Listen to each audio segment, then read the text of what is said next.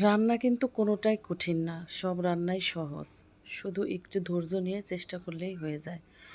আসসালামু আলাইকুম, সবাই কেমন আছেন? আমার ভিডিওতে সবাইকে স্বাগতম। হ্যাঁ, যেটা বলছিলাম, রান্না কিন্তু কোনোটাই কঠিন না, সব রান্নাই সহজ যারা রান্না করতে জানেন। অনেকেই বলে যে আমি রান্না করতে পারি না, কিভাবে এটা রান্না করেন ওইটা রান্না করেন। যেমন সেদিন একজন আমাকে বলতেছিলেন কিভাবে ছোটো মাছ চচ্চড়ি করেন। তো আসলেই চেষ্টা করলে কিন্তু খুবই সহজ। আমার কাছে এটা মনে হয় যে রান্না পারি না, এটা বলাটা আসলে কেমন যেন লাগে। যাই হোক, আজকের এই রান্নাটা আমি আমার এক আন্টির উদ্দেশ্যেই ভিডিওটা করলাম। আন্টি বলেছিলেন একদম সহজ পদ্ধতিতে কিভাবে রান্না করা যায় আমাকে একটু দেখিও মামুনি। তাই আমি ওই আন্টির জন্যই রান্নাটা দেখালাম। আমি এখন একদম মানে ঝরঝরা পোলাও আর সরিষার তেল দিয়ে গরুর মাংস রান্না করা দেখাবো। আমি কিন্তু গরুর মাংসটাকে ধুয়ে একদম পানি ঝরিয়ে এই একে একে সব মশলা দিয়ে দিচ্ছি। আর সকালে আমি নাস্তার জন্য খিচুড়ি করেছিলাম, সবজি খিচুড়ি। খিচুড়িটাও আমি একটু দেখিয়েছি। আর তখন আমি গরুর মাংসটা বের করে রেখেছিলাম, আদা রসুন সকালবেলা। এখন দুপুরে রান্নার জন্য আয়োজনে চলে আসলাম। তো গরুর মাংসতে পরিমাণ মতো পেঁয়াজ, হলুদ, রসুন বাটা, আদা বাটা, যেটা যেটা আমরা দেই তা গোটা, তার আগে গোটা এলাচ, আম, তেজপাতা আর দারুচিনিটা আমি দিয়ে দিয়েছিলাম। আমি এই যে মশলাটা ব্যবহার করছি, সমস্ত মশলাটা আমার ঘরে তৈরি করা। আমি মরিচটাকে বাজার থেকে কিনে এনে ভালো করে ধুয়ে এটাকে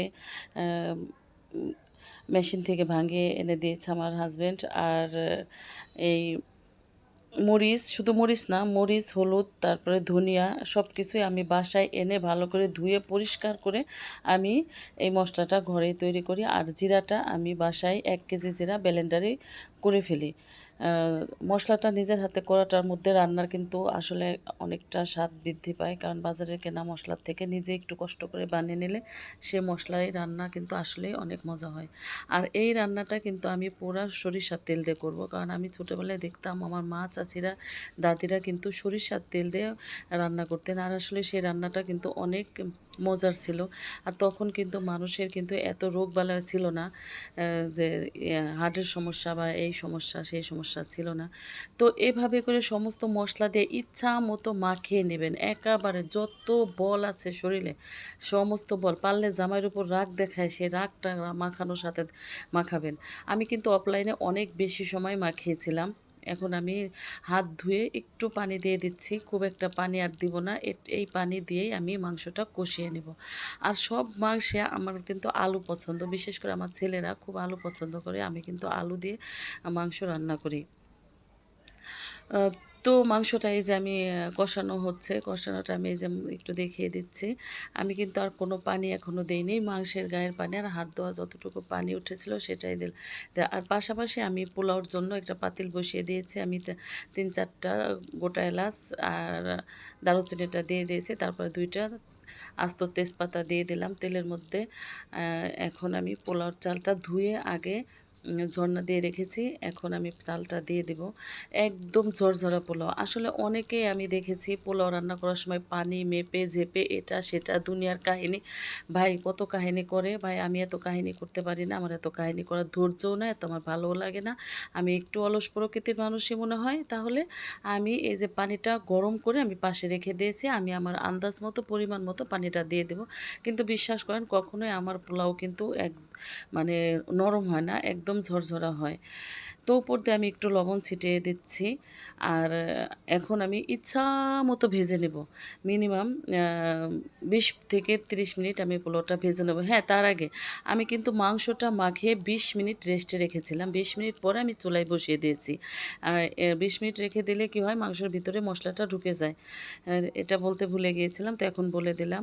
তো এখন আমি এই যে পোলাওটা ভাজতেছি, আসলে চালটা ভাজার মধ্যে কিন্তু অনেকটা পোলাও ঝরঝরার কিন্তু রহস্য রয়ে গেছে। চালটা আপনি যত সুন্দর করে আস্তে আস্তে অল্প আঁচে ভাজবেন চালটা, ততই কিন্তু আপনার পোলাওটা অনেক বেশি ঝরঝরা হবে আর থাকবে। আমি কিন্তু অনেক বেশি সময় অফলাইনে কিন্তু অনেক বেশি সময় ভেজে নিয়েছি। আসলে এতটা তো দেখানো সম্ভব হয় না, কারণ ভিডিওটা অনেক বেশি বড় হয়ে যায়। সেই জন্য আমি এখন এই যে পানিটা দিয়ে দিচ্ছি, এটা কিন্তু আমি কোনো মেপে ঝোপে কোনোভাবেই কিন্তু পানিটা দিই না। আমি আমার ঠিক আমার কাছে কেন যেন মনে হয় যে এর থেকে বেশি পানি আর লাগবে না, আন্দাজ মতো পানিটা দিয়ে দিলাম। দেখুন আমি এখন একটু নেড়ে চেড়ে দিয়ে এখন ঢেকে দেব। ঢেকে দিয়ে যখন পোলাওটা বলক আসবে, এই যে আমি ঢেকে দিলাম। এই যে যখন বলক এসেছে, এই যে এই পর্যায়ে চলে আসছে, এখন আমি একটু নেড়ে দেখাচ্ছি পোলাওটা। দেখুন বলক আসার পরে আমি একটু ঢাকনাটা খুলেছিলাম, আবার আমি একটু জালটা কমিয়ে দিয়েছে। এই যে দেখুন পোলাওটা একদম কিন্তু ঝরঝরা। হ্যাঁ, আর একটা জিনিস করতে পারবেন, যখন পোলাও পানিটা শুকিয়ে যাবে তখন অল্প আছে তাওয়ার উপরে দিয়ে রাখবেন।